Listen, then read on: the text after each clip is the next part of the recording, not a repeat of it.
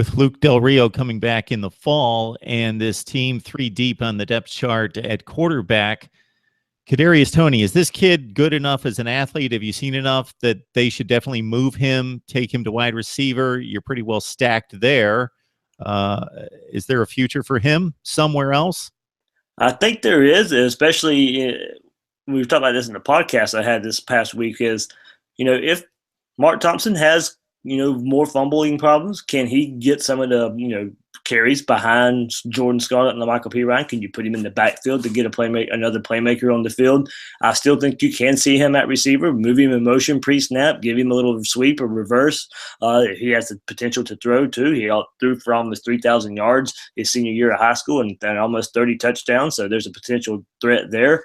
But I also still think I'm not want to compare him, and I don't want people to take this the wrong way.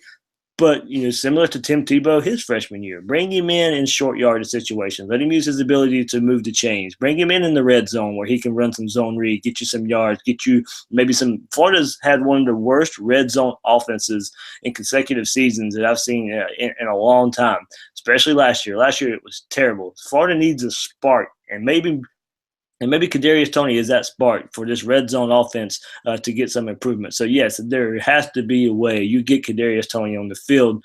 From what we saw in the spring game Friday night, we saw glimpses of that, but there were enough reports and enough notes shoved out there where he was doing this in scrimmages and practices all spring long. So, yes, Florida needs to find a way for Kadarius Toney to get the ball in his hands.